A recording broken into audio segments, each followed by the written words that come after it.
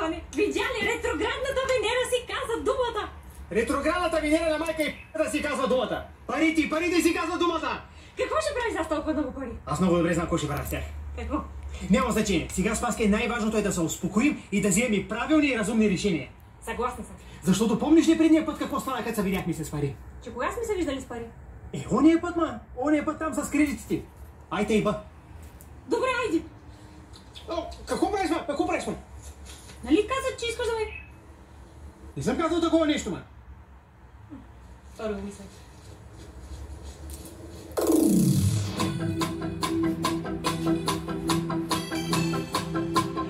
Айде, пътеките!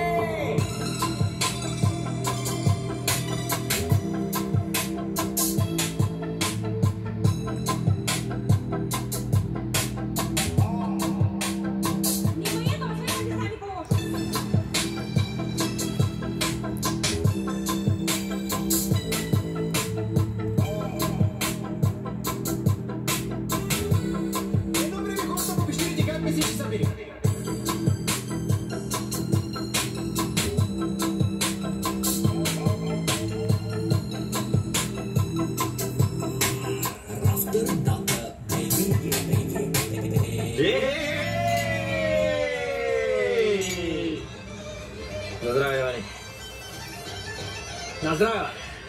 Коле, сега наядахме се, напихме се, да ти кажа за какво се събрахме. За кой? Да ти кажа да си майката! За коте ми говориш, бе, Иване? Какво стана? Никой път не съм те харесал, смукач, ама грам не съм те харесал, даже не искам да те поглеждам. Видяхте, що за стока си, какъв приятел си.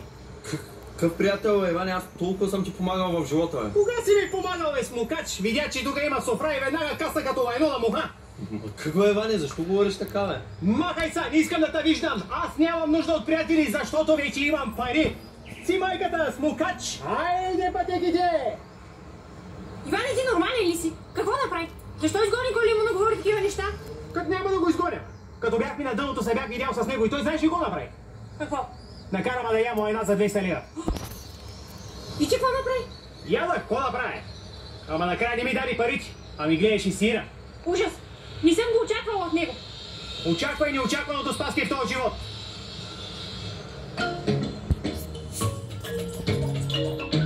Добре дошла обратно, Спаске. Виж, дори всичките губици са наредени навсякъде. Ох, апартаментчета ми! Взехме си барлогата обратно и дори ни останаха 20 000 лева да отидем на тъпата ти почивка. Айде да отидем в Гърция, Иване! Едно ме бего! Някой звъни. Ало, да. Да, тук е Иван. Момент. Иване, шефът ти от работа звъни с добри новини. Какъв шеф, ма? Шефът ти от работа, бе. Предишната работа, бе. От настоящата на тръбити. Какви тръби, ма? Иване, ти какво работиш? Пазаща на тръбите на завода. Оттам ти звъни. Че кой се цетил за мене, ма? Шефът ти. Аз шефови нямам, аз съм си сам шеф. Абе, Иване, шефа на завода ти се обажда, бе. Аха, я. Какво иска то? Откъде да знам, бе? Каза, че се обажда добри новини. Какви добри новини, ма? Абе, гну такова, просто вземи телефона и разговаряй с него, бе. Добре, ма. Ало! Ало, Иване, слушай ме сега, обаждам се да ти кажа една работа.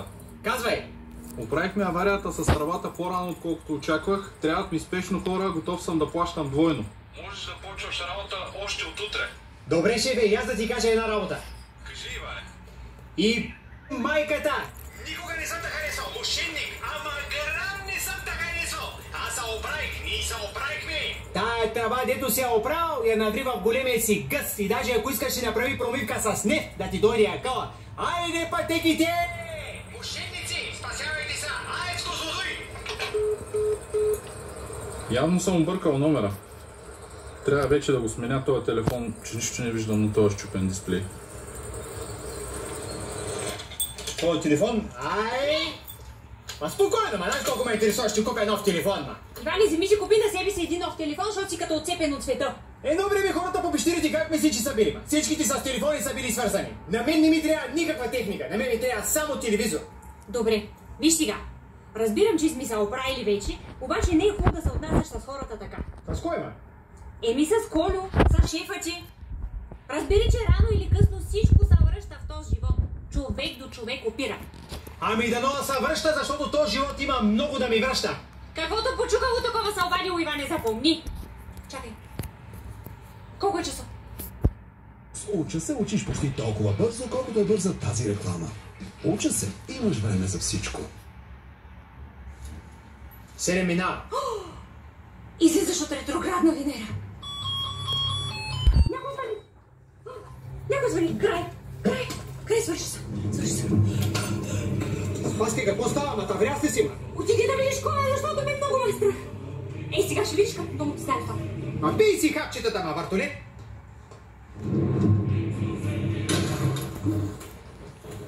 Здравейте, този телефон ваш ли е?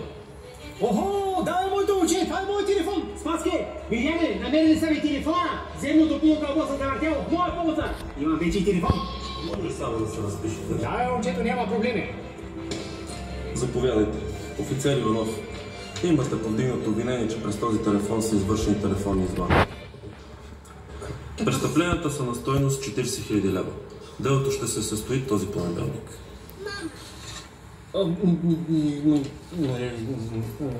Нещо не може ли да се измисли?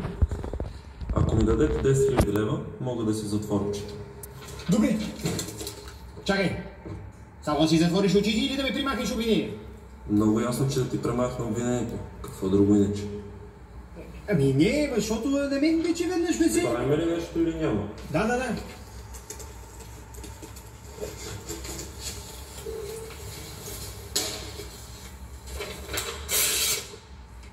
Хубав ден. Хубав и на ти.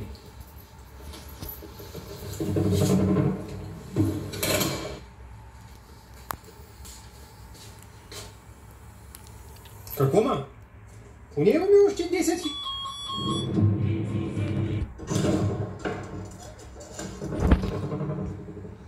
Да? Здравейте! Тези бижута ваши ли са? Не! Сигурен ли сте? Да! Защото са на стойност 1 милион лева. Мой са, аз ги открих, обаче ги продавах. За колко ги продавате? За минималната сума от 350 000 лева. Мога да ти кажа къде е измамника, който ме измукаш и съдействам. Добре, разпишете се тук. Веднага. Май не трябваше да разписвам. Инспектор Илиев, иманярство в България е противозаконно. Трябва да спра да разписвам всичко, което ми дават. Образуваното досъдебно производство е в размер на 40 000 лева и трябва да се плати в срок от 5 работни дни. И не може ли да измислим нещо? Ако ми дадете 10 000 лева, може да се затворя очите. Добре, но чакай. Само да си затвориш очите или ще ми примахнеш обвинението? Много ясно, че ти премахна обвинението. Какво друго иначе? Заповядай. Това е всичко, което имам. Благодаря ти. И аз благодаря. Хубав ден.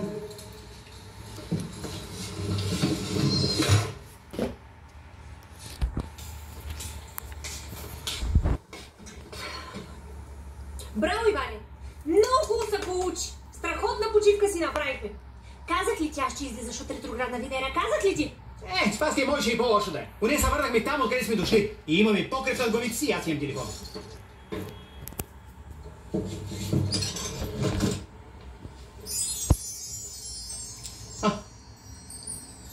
Какво правиш тогава, паразит? Изчезвай веднага преди да съм те стукател. Ама аз просто се прибирам вкъщи. Твоето вкъщи е там на улицата. Това тук е частна собственост, моя собственост. Тук командвам аз, Панаира. Къде са натурални дядове? Изчезвай! Ами не, то всъщност е моя собственост. Няма как Хайде, бя! Така. Собственост на Джоко музиката. Какво? Я да видя. Не може да бъде. Очевидно може. Абе няма как. Това не ти как го купи този апартамент? С пари и с лична карта. И коя лична карта използва? Как? Използвах моята лична карта.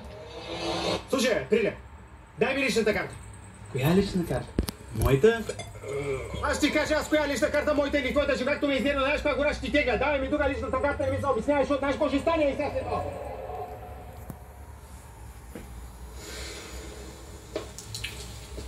О, не.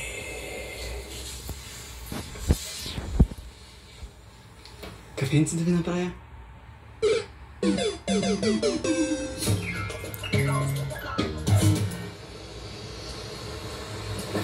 Дръж.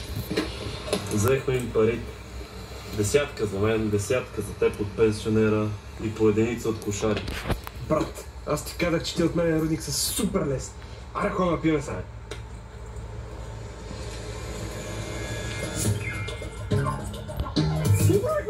Оправихме се!